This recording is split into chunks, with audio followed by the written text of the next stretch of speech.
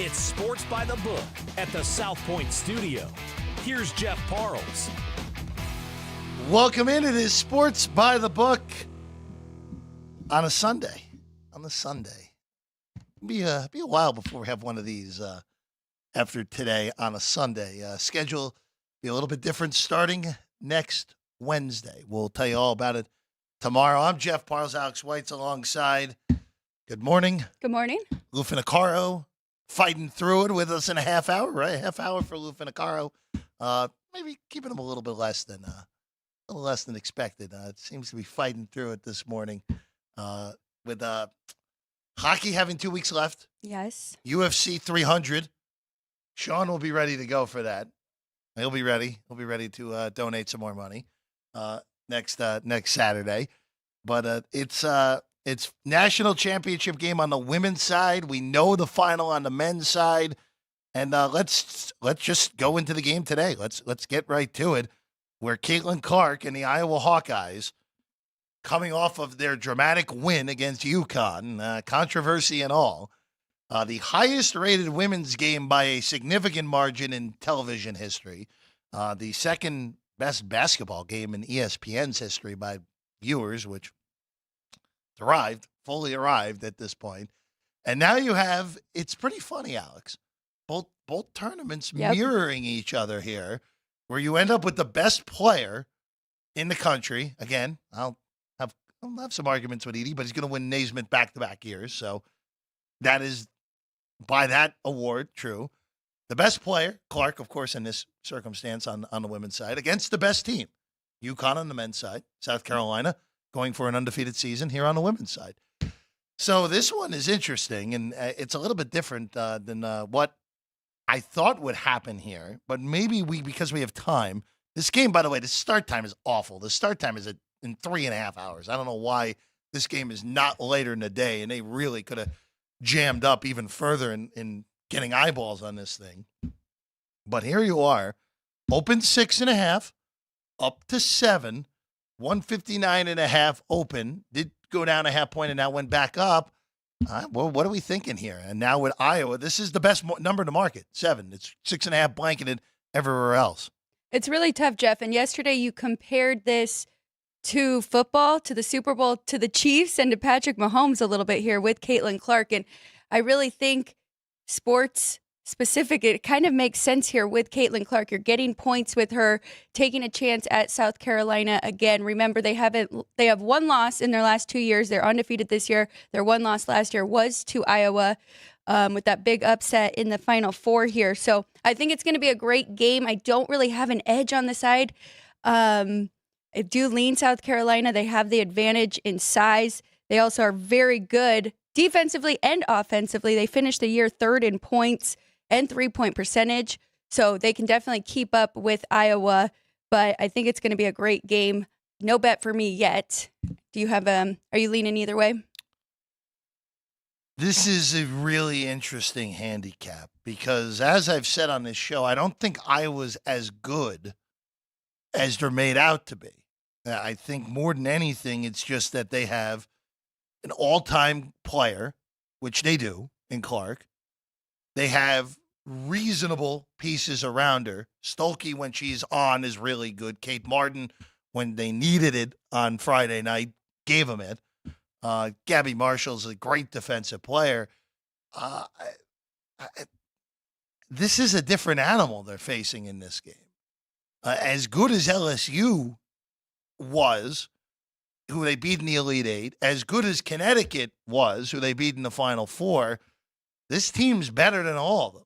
I mean, South Carolina's been odds on since the middle of February to win a national championship. Now it's pretty funny. It's minus 260 right now. Going into the last weekend, there were some books that were dishing minus 225 on South Carolina to win the whole thing. This is, and it's, again, this is just a credit to Dawn Staley, where this team is totally different from last year. Right. Last year is veteran-laden. There was a different layer of pressure of, hey, this is it for us. We don't have anything like once we lose, we're done. Like eligibility's over, all that fun jazz. They, of course, lost to Iowa in. I'm surprised you didn't put revenge into this, Alex. even though it's a totally different group. Iowa beat this team last year when they were undefeated in the Final Four a year ago. Now, it is a very different team. Dawn's basically the only piece that is left, which obviously a very important piece because when it's all said and done, Dawn Staley is going to be on the Mount Rushmore of women's college basketball coaches, along with Pat Summitt and Gino Auriemma, and then that fourth one's probably a little still to be determined at this point. But I just have a hard time seeing Iowa stay in this game unless if we get a thermonuclear performance from Clark, which is possible because it's her, Alex. It's really tough. So I will say it's different. They don't have the same starting five, but Camila Cardoso was on the team. She did come off the bench for them, and she did very good. So on the year, 353 points, 70 blocks, 307 rebounds in 2022 and 2023. This year, 459 points, 303 rebounds, and 79 blocks. So, I mean, she's still there, and she has really evolved as a player and is their main piece there. But again, the difference in this team is Iowa held the Gamecocks to 4 of 20 from 3 last year. And they weren't a great three-point shooting team. And this year, they are a lot better. Like I said, they finished 3rd in three-point shooting percentage. So Iowa won't just be able to trade 3s for 2s to try and hang in this game. I think it's going to be a really, really tough matchup for them. And ultimately, I do think South Carolina wins. I just don't know if they're going to cover this 7. Oh, look who! Good morning. Look who! Let's get your mic on first Okay. before we get going. We're good on Chris's mic. Good, thank you, Okay. Drew. Chris Andrews is here. I just want to I know you're talking about the women's game. I Please. just want to come in. Please, So I ran ticket counts. yeah, So for the 2 games Friday equaled either one of the games yesterday. Ticket Okay. count, not Okay. money. okay. Ticket count. So overall, the ticket count for the Final Four for the men's versus the women's about a 2-to-1 ratio.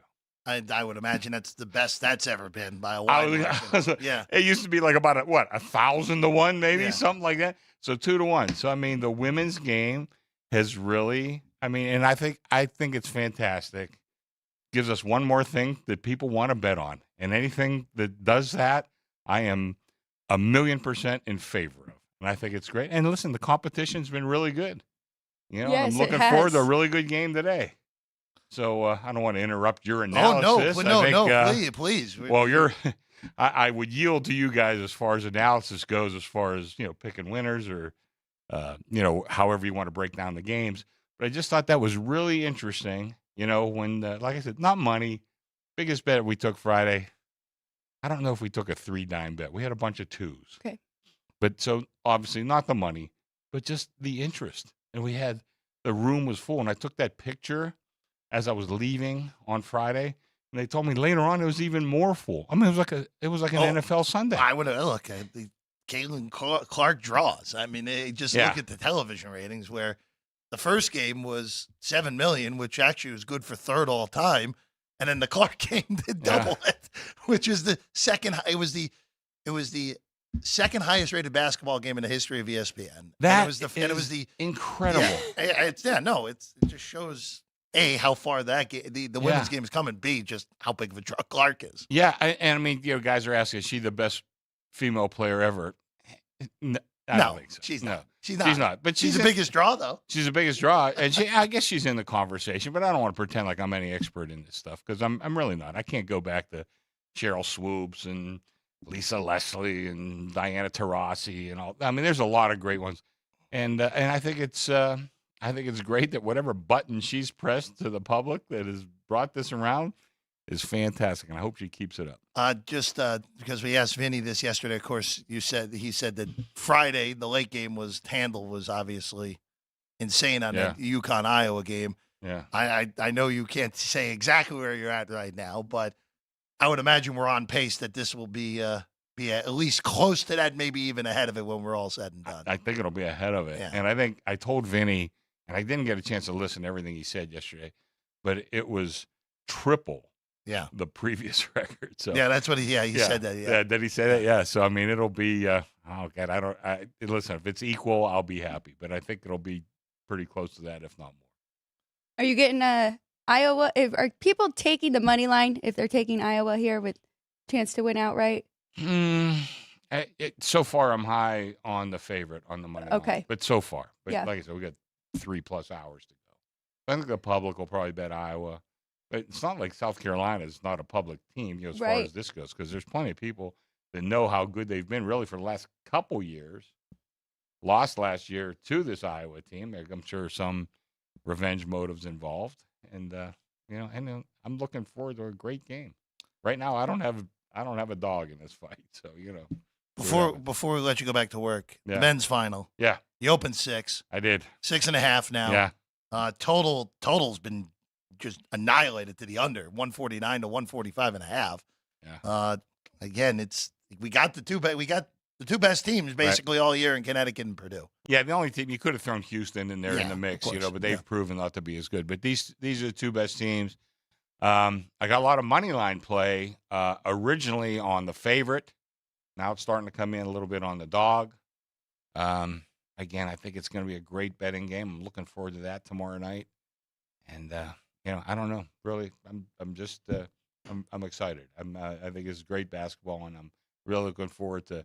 I think you got the two best teams in the women's bracket, in the women's tournament, and the two best teams in the men's tournament. So how can you beat that? I know. I completely agree. So, should be fun. Anyway, Really your good. buddy, by the way, Iron Eagle. That's Pretty your good. friend, He's pretty right? good at this play-by-play thing, right? Not bad. He's pretty good at this thing. Not bad. Yeah. I'd love to get him on the show one time. You know what? We might have to try. He's going to have a lot of guys after him, but I'd love to get him on for a segment. Yeah, and I know he's your pal. I'll reach out to him after these games conclude, but he'll be on the NBA playoffs on TNT, so we might be able to sneak in something during the NBA playoffs. I've always liked him, but now he's kind of in the spotlight, and I think he's doing a fantastic job. He's pretty good at this play-by-play thing. And I love Raph. Oh well, look, Raph's an institution at this point. He's so funny and self-deprecating, and he's also. We always say about the amount of experience that you Chris, Jimmy, and Vinny I'm have. Chris. You're talking. No, exactly. I know. Yeah. Yes, Chris, I know. The experience the three of you have. Raph might be the only person who may be able to beat you in experience in their profession here, Chris. He could beat me. I don't know if he could beat Jimmy, but he could beat me. All right, guys, have a great show. I just want to throw that in. See you guys. Of course, Chris and I were matching, too, with our South Point polos today. See, yeah, there we go.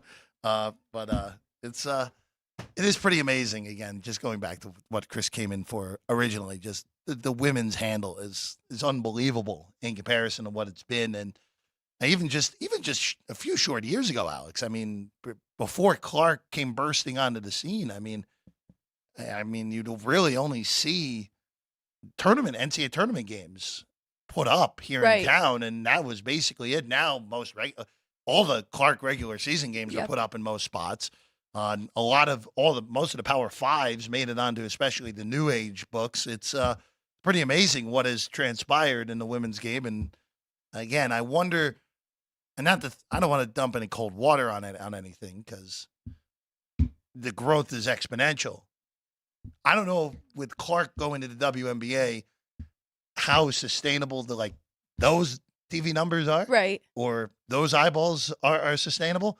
But the amount of eyeballs we saw in South Carolina, NC State, that's definitely sustainable moving forward, which is a big step up from even 3-4 years ago. Absolutely. You know what I love? So I called my sister on Friday and asked her what she was doing, and her response was, "We are watching the game."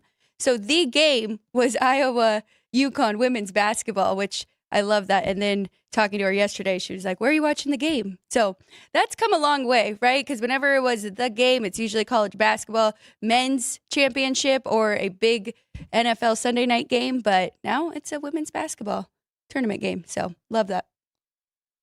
Let's take a quick break. When we get back, we'll give our official play on this game, and also look at UConn and Purdue.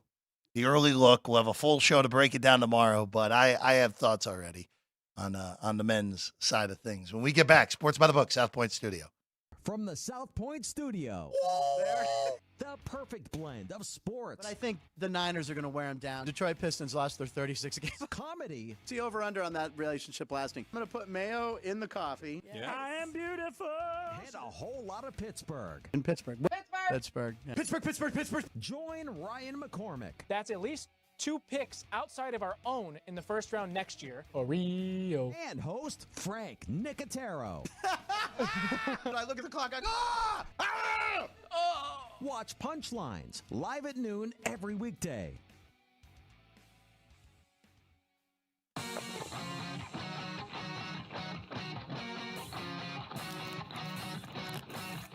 Once you've satisfied your hunger, get ready for more of the hottest casino games in Vegas.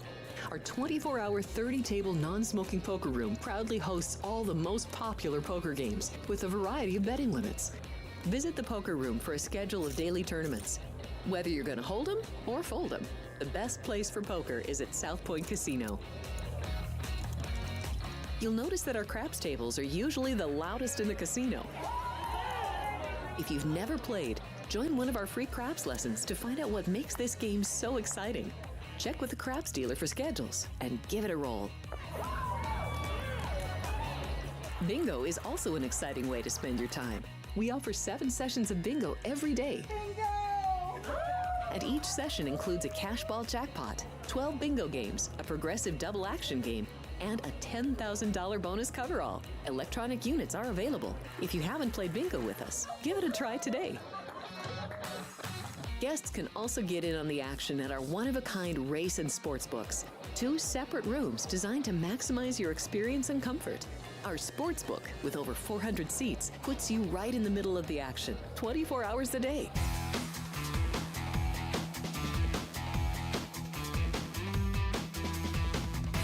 Welcome back in Sports by the Book, South Point Studio. I'm Jeff Parles, Alex White's alongside. We're happy to be with you as always. We're looking at the women's championship game, the men's championship game as well. Lou Finocchiaro talking some hockey and some UFC in a little bit as well here on the show, 15 minutes from now. All right, to put a bow on the women's game, 7, 159.5. So I'll just ask you this, Alex. What number is too high in this game? What's the number that it's okay? You can come in and take Iowa in this spot. I did not think 6 was the number, which was what it was at a bunch of shops yesterday. I didn't even think 6.5 was good enough. We're now getting to the point, at least from my end, where it's like, okay, you can start considering this at 7. If we get north of 7, then it's okay. Then you probably can take a small piece of the 7.5 or 8 if we happen to get there. I would be pretty floored if we get higher than this 7, though. Yeah, if it gets to 8, I think that is definitely a take on Iowa here. Making a case for them, they are one of the best rebounding teams in the nation, so that is going to limit some of the second chance points opportunities that South Carolina takes advantage of. And they've also really turned to their defense throughout this tournament. They've held teams to under 72 points. So I do think Caitlin Clark makes her teammates better, and you already honed in on that and gave some examples there. But so it's going to be a great game. I mean, I think South Carolina, like Chris said, money line, I think they win this game, but I think Iowa's going to keep it close. So yeah, 7.5, 8 points, leaning that way. 7.5, 8 would take. Now, still wouldn't do it. Also don't mind this game under. I know I've said all year I don't like Iowa's defense. South Carolina's defense I do like. Yes. And I just wonder, after seeing UConn, and it's, again, Clark almost had a triple-double, but it's a quote-unquote bad game for her with the way that UConn's defense was able to really frustrate her the whole way. I just wonder if Dawn's watching that and like, you know what, let's just do this. My athletes are longer than UConn's at this point, which they are. Just frustrate the heck out of Clark for the whole game.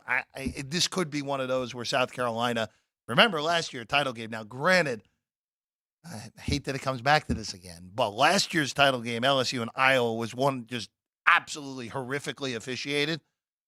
You just hope that it doesn't turn to this year. I don't think it will. And, of course, obviously, Iowa's semifinal marred by a controversial call at the end. But I need more. 7.5, 8, sure. 7, not quite good enough. Definitely wouldn't go Iowa anything short of 7.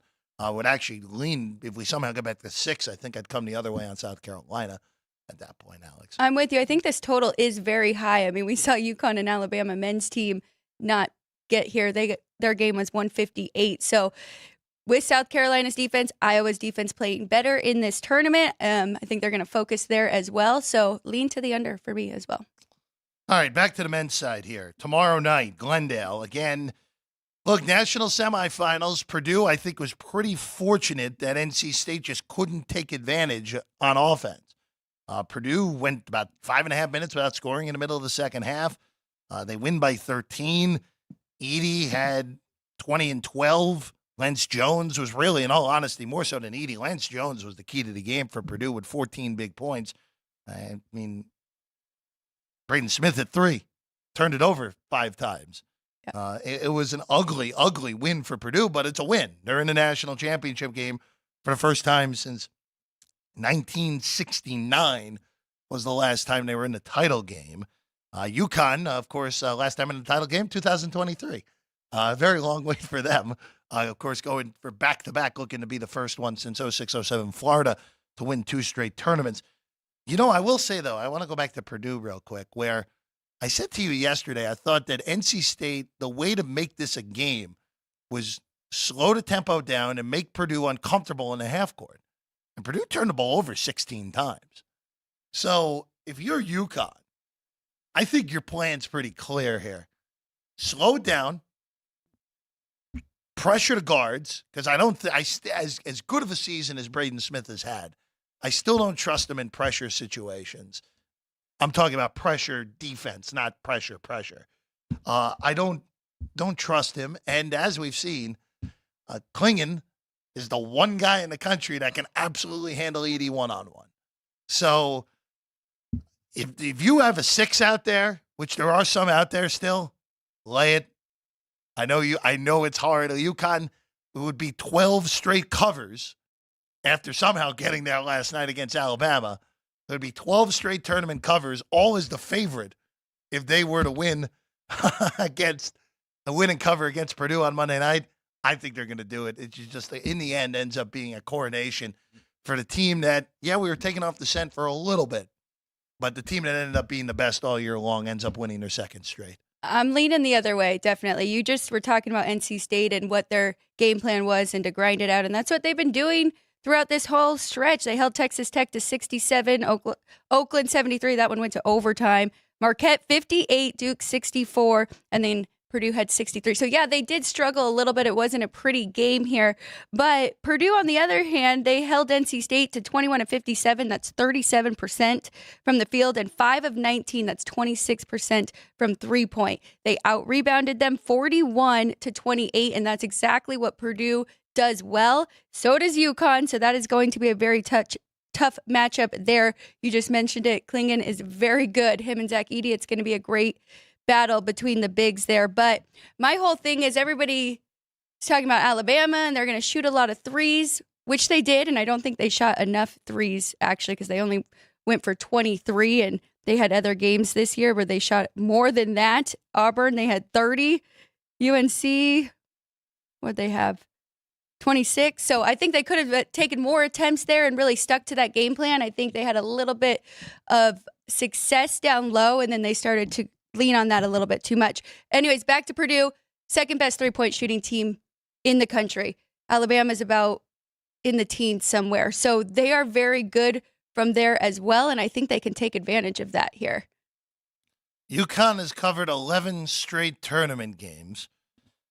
If UConn does that, they already have the record for most covers and wins put together in the NCAA tournament. And again, UCLA, we're going pre-UCLA, where this is with the 64-team bracket. Yes, I know there's 68, but the bracket is still really 64. So we're talking mid-80s on this for UConn. It's the longest streak by a wide margin in that regard.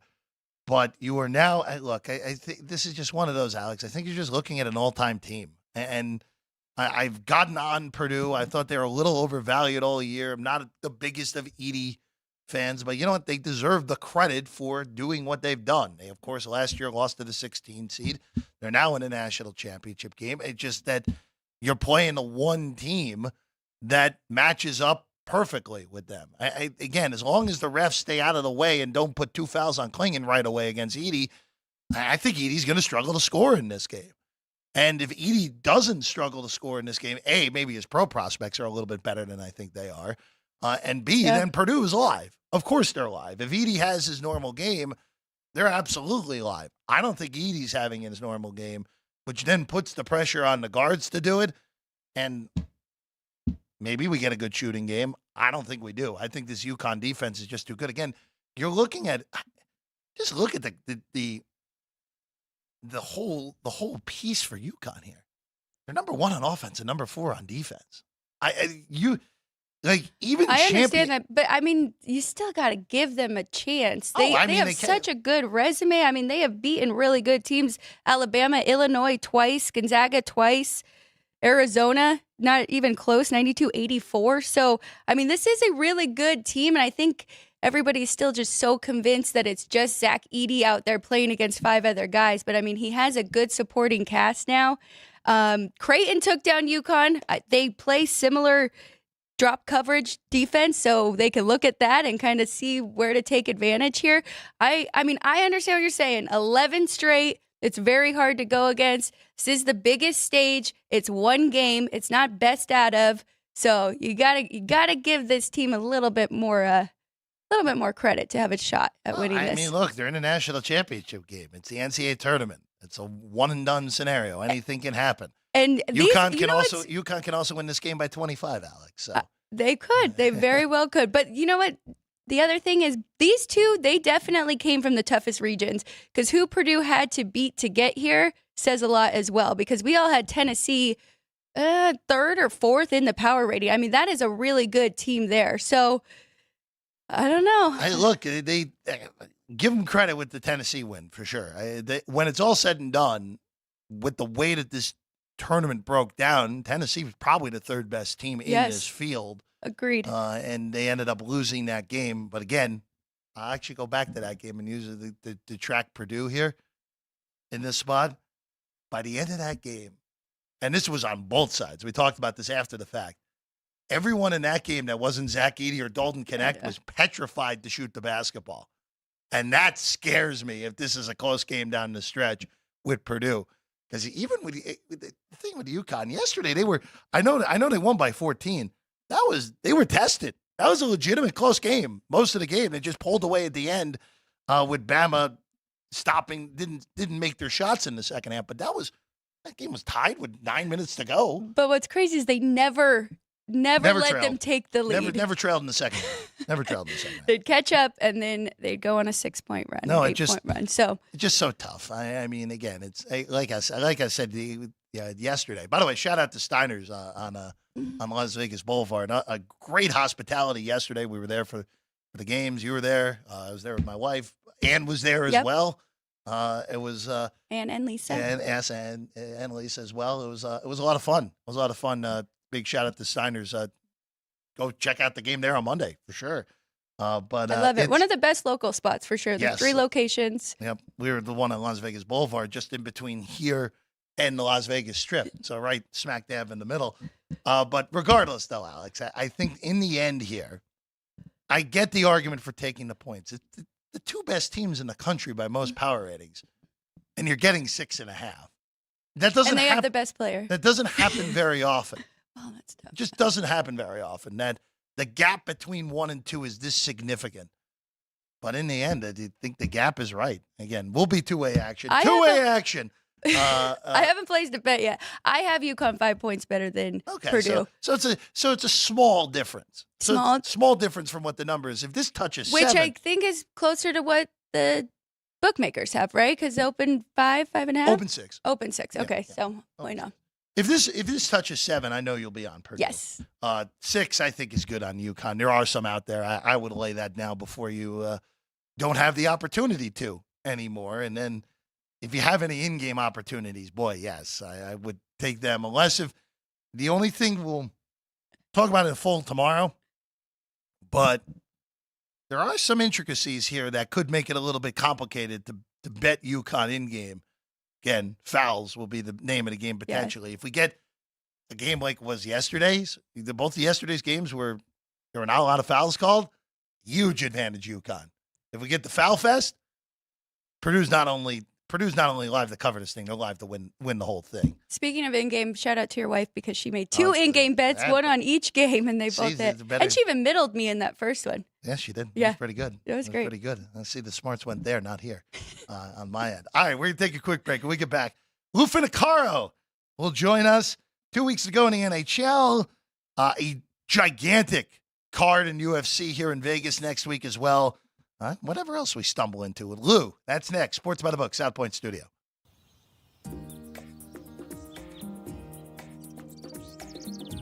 South Point is also proud to provide a variety of relaxing amenities for the guests who want to be pampered. Soak up the sun and let your stress melt away in our lagoon-style paradise swimming pool. A relaxing getaway where you can bask in the desert sun and enjoy seasonal food and bar service poolside. And if you really want to escape, come to Spa Costa del Sur. From couple suites to a co-ed wet area, our spa caters to business and leisure travelers who want to unwind and elevate their senses. A visit to one of our spa's steam, sauna, or whirlpool treatment rooms will leave any guest feeling like they can take on the world. Our gaming amenities include over 60 table games and over 2,600 of the most popular slot and video poker machines.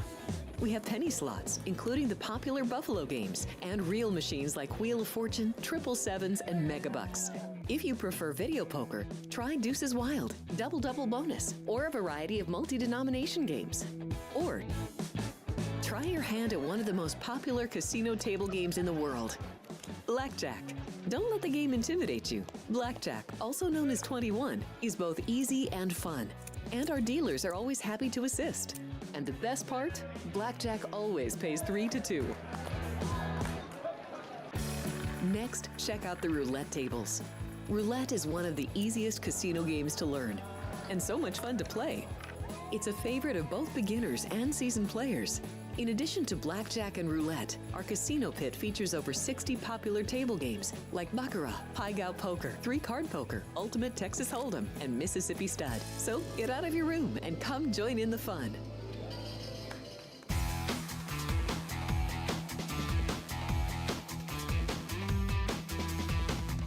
Welcome back in Sports by the Book, South Point Studio. I'm Jeff Parles. Joining us right now, it's our good friend Lou Finicaro. No one better at handicapping the UFC, hockey, NFL. Hey, it's draft month in the NFL, Lou. We're inching closer. It is. And there's a lot of people speculating on that. It's my practice to start as soon as it's over. But before we get too far into it, Alex, Jeff, I really want to thank you for having me on this morning. Appreciate it. Thank you for being here as always, Lou. It's we always learn a good amount of things when you hop on with us. Well, let's hope we keep it up. So I want to go to the NHL. Last time you were here, we talked about teams that you liked long term. Dallas, Florida were the two teams that really came up in those conversations. Yes.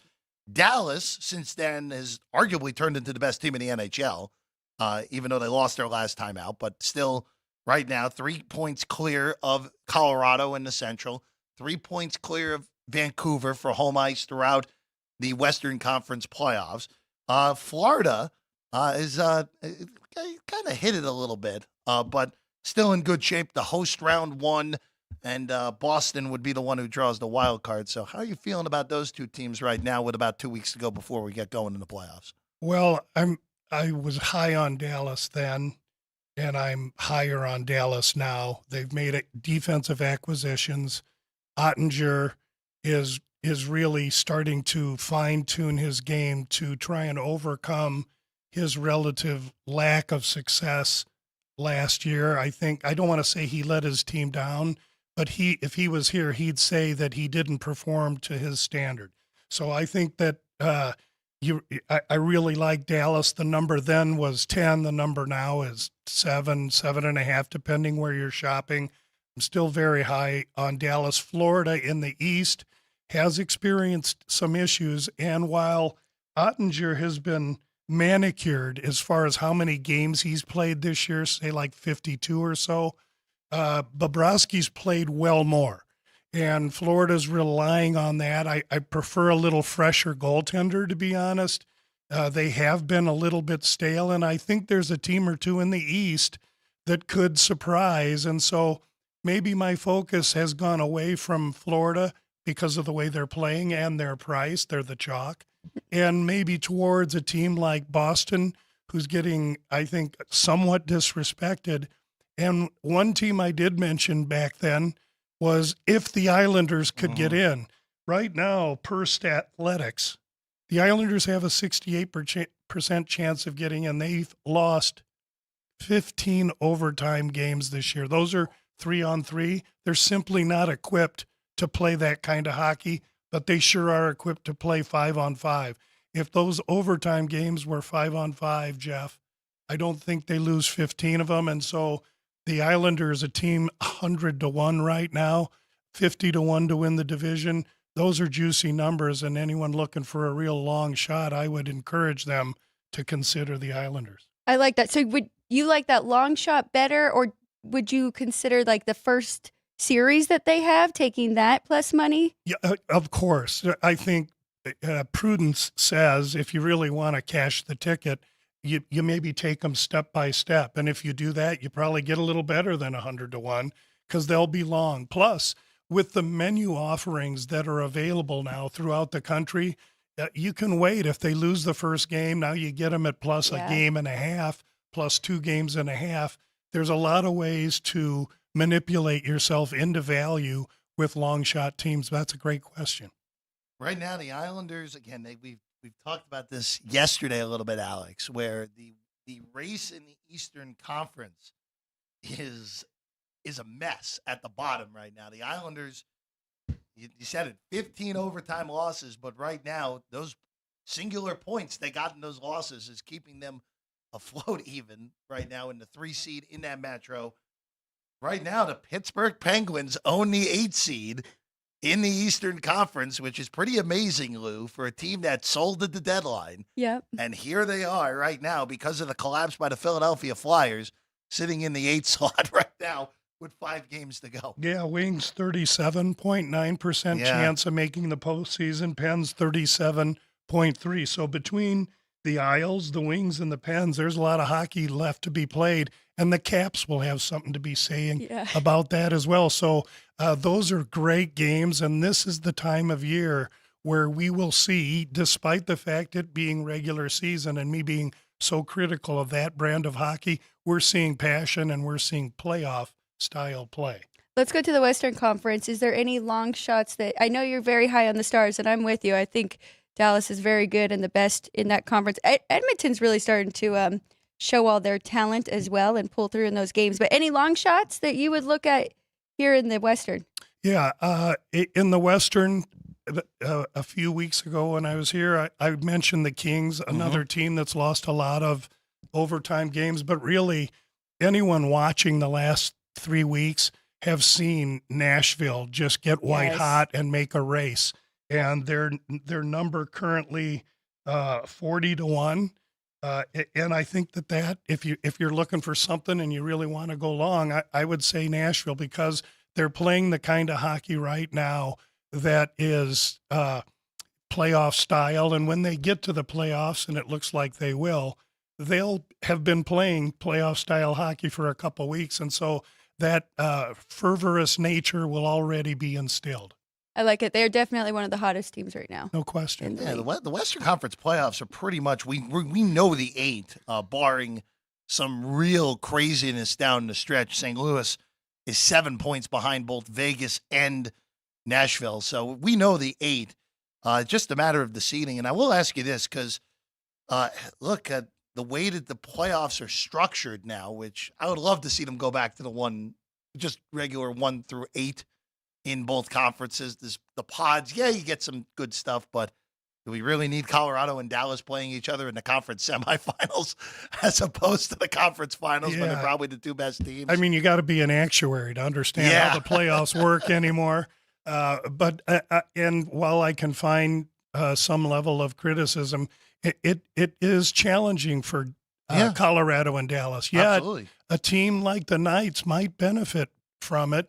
And the Knights are a team real quiet-like that have started to play decent hockey. They're kind of gelling with some of the newer faces. And if they get Stoner back, that's a team that you must respect. So actually, I'm happy you brought the Knights up because the question that I was going for was in the Pacific pod, where if we end up with just these traditional Pacific and Central, it looks like that we very well could. That Nashville gets the 8, would play Dallas, and then whoever finishes 4th in the Pacific would get Vancouver.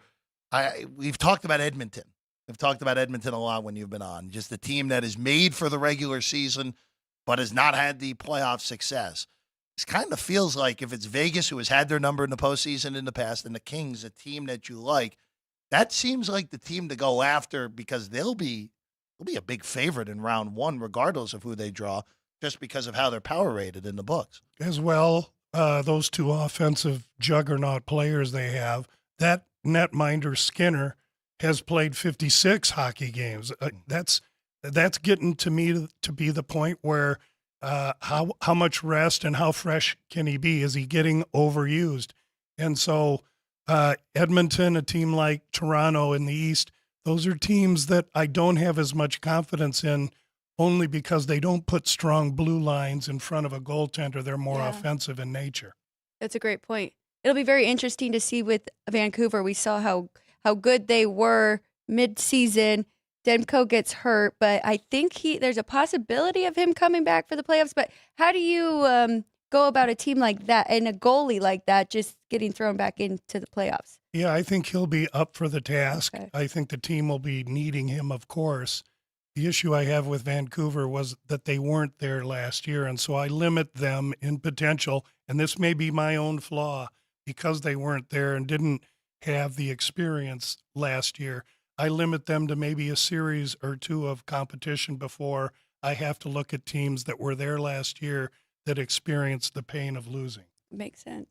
Lou, let's shift over to what is an absurd card at T-Mobile next week for UFC 300.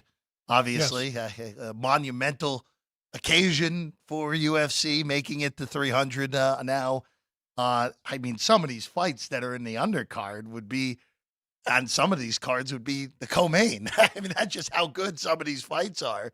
And let's start, actually, for what you're looking at early, and that is a fight where Jalen Turner is in action, and this is a fight against Moicano where a normal card, co-main, third to last fight of the night. Right now, Jalen Turner about a minus 240 favorite right now at most shops that are offering it at the moment. Yeah, Turner, long, tall, violent striker, and he's had the benefit of being in against a couple of chain wrestlers in Gamrot and others. I think he comes well prepared for this fight. Renato Moicano, Brazilian jiu-jitsu specialist, is improved striking, but he's been a featherweight. He's only had a couple fights at lightweight where he'll compete against Jalen Turner, who has the body structure of a welterweight, a 170-pounder.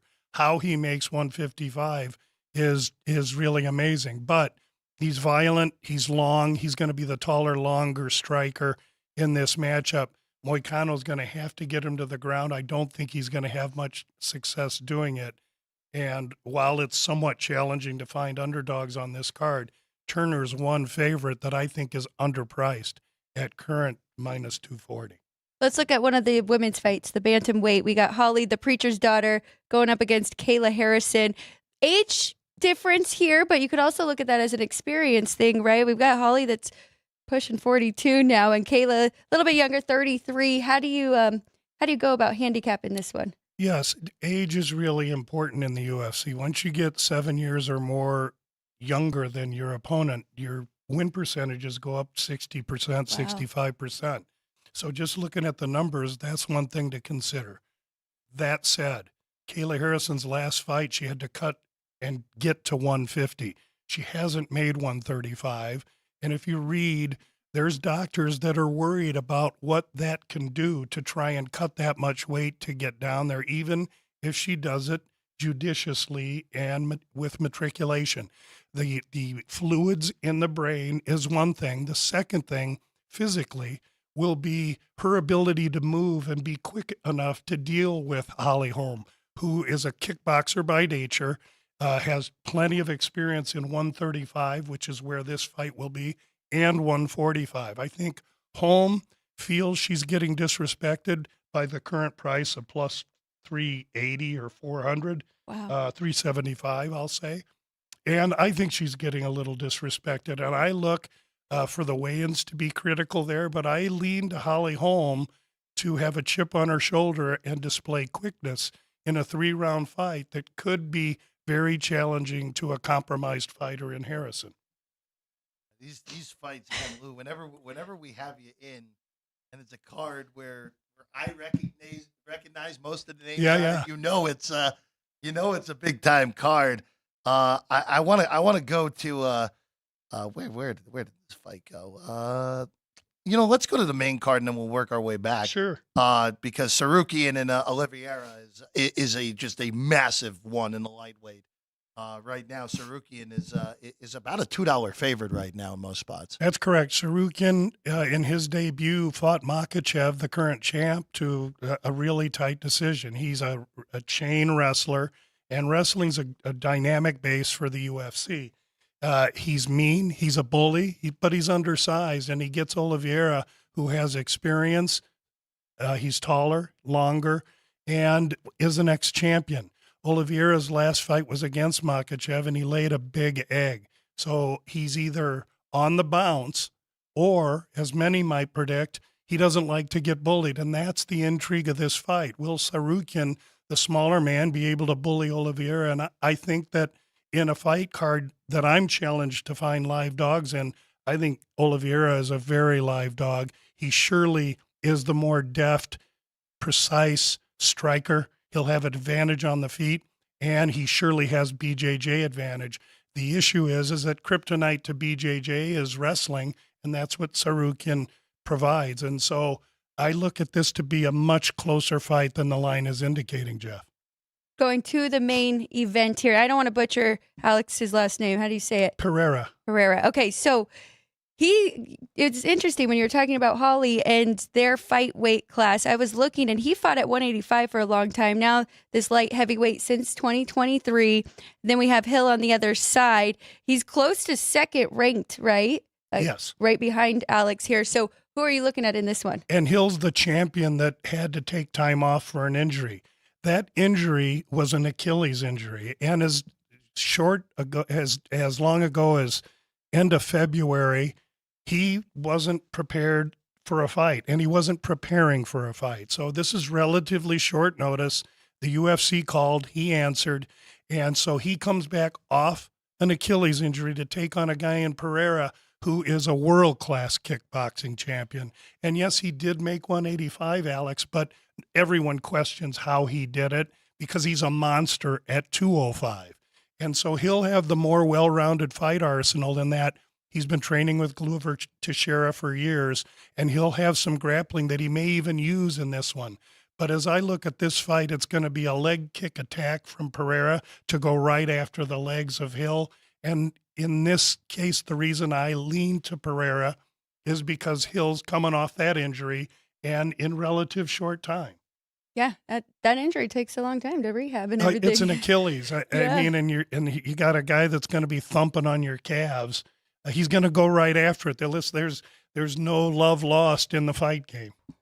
I want to get to 2 more fights before we let you go, Lou. You bet. The big ladies fight in the main card, Zhang against Yan. I mean, again, this is another just ridiculously good fight. Yes.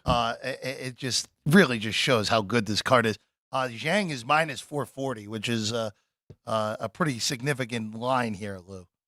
After opening 360. So there's been love come in on her, and some of it is my love. She's the more well-rounded athlete here. And yet 2 Chinese athletes competing against one another. It was Yan Xiaoning, who is the fighter that was active and professional before Zhang. And so she's older, but she's taller and longer. And she's physically, in the last couple years, put on some structure to be able to compete with Zhang a little bit better. But she's going to need it to be a standing fight. And Zhang, the more well-rounded fighter, I think has the ability to ground her. Now, this is a 5-round fight, and there's going to be time for Zhang and her unrelenting forward pressing wrestling to take some of the steam out of Yan. And I think that Zhang is hard to bet right now at this price. So you may look at props like an inside the distance or even a submission type of prop. Zhang is a killer. Now this fight's lined at 3.5 with the over minus 150. I would tend to think that if Zhang is going to finish her, it's going to take into the championship rounds. That 3.5's probably pretty correct. And then the last one, I have to bring up Justin Gaethje because whenever he's fighting, got to bring him up. He's taking on Max Holloway again, big time matchup again. Gaethje's about minus 190 right now at most shops that have him. Holloway moving up in weight class for this. He's a featherweight champion, now moving to 155. And the last time he did it against Poirier, he had limited success, but he wasn't finished. Holloway has never been finished in 32 fights, 28 in the UFC. And between these two guys, they have 22 fight bonuses for fight of the night or finish of the night. Gaethje has refined himself recently, but he's usually a very wild, aggressive, power-punching slugger. And Holloway may be a little more deft moving with more precise striking in his nature. But Holloway is sick and tired of people believing that he can't compete at this weight class, and he's going to do his best to pick and use attrition to overcome Gaethje. And we'll see how Justin Gaethje approach. I mean, we know how he's going to approach Holloway. He's going to go out there and try and bludgeon him. This should be one of the best fights on the card, and one that I don't have a real strong opinion on. I do like Gaethje. He looked great against Poirier in his last fight, knocking him out. And Fiziev, he beat in the fight before that. Yet Holloway can't be underestimated. I think he handles the 155 a little bit better. All right, Lou, before we let you go, you mentioned it at the beginning. NFL drafts in 3 weeks. Yes. Then the work as soon as draft will be done by this time on the 28th. Yep. Work starts for the 2024 NFL season. For me, it does. That's when it starts. Yeah. It'll be quite the time. It'll be interesting as well because we'll get the schedule about 12 days after the draft. Right. So, and then I know we already know the opponents, but at least for me, the sequencing of events is pretty important for betting win totals and such, at least for me. It is, and there's some win totals out now. Yeah. I'd rather play Russian roulette than try and make a bet now because I don't know how these teams look at each other. And for me, watching what these teams do in the draft tells me how they see themselves. And so for the many that play the draft, God bless them. But to think that we know what an NFL team is thinking behind closed doors, I believe is folly, and I don't try and do it. It's pretty. Go ahead, Alex. Any thoughts on this quarterback carousel where they are moving up and down in everybody's draft projections here, and JJ McCarthy sneaking all the way up there? How do you feel about that? And I know Harbaugh really spoke up for him after they won the championship and everything. He actually said he should be the first quarterback drafted, but now I know he had great pro days and stuff, but now he's moving up to projected 3. No way I argue with a Harbaugh, number one, when it comes to football. Number two, my success in predicting quarterbacks in the NFL draft is so poor that you'd kick me off the desk. My last prediction, Cade McNown for the Bears to be a super quarterback, really went up in flames, and it didn't take very long. Wow, we're going back in the time machine on Cade McNown. But I do hear a lot of talk about 4 and 5 and 6 quarterbacks being drafted. With the success rate of quarterbacks being so scant lately, I have a hard time thinking those teams are going to be that crazy going after that many quarterbacks. I would tend to go under that number myself. But again, it's really not my lane, and I'm just full of speculation when it comes to that. That's not your fault, though, because you could have just said that no quarterback was going to work for the Bears for the last many years, and you would have been right. Yes, and really the Bears issues come from ownership, and I'm close to the Bears. I can say that with confidence. And until ownership changes, I think the Bears, doesn't matter who they draft, they're going to be mired in futility for some years to come. You can get Lou on the tweets at Gamblu.com as well. Lou, it's always a pleasure. Thanks for being with us this morning. Thanks for having me on, especially in the midst of March Madness. Oh, guys. look, the March Madness is in your neck of the woods. It is. They went there, and you went here. Proud to come up here. Lou Finicaro, everyone. All right, we'll wrap the show right there. We're back tomorrow, 3 o'clock, for Alex and I previewing the men's title game again for Iowa and South Carolina today. See if you can get a little better number on Iowa. If not, look in game on that one today. Again, right now, 7, South Carolina favored over the Hawkeyes. Good job in the corner, Drew, Sean, Caden, as always. Great work back there. Alex, we'll see you again tomorrow, 3 o'clock. I'm Jeff Parles. This has been Sports by the Book, South Point Studio.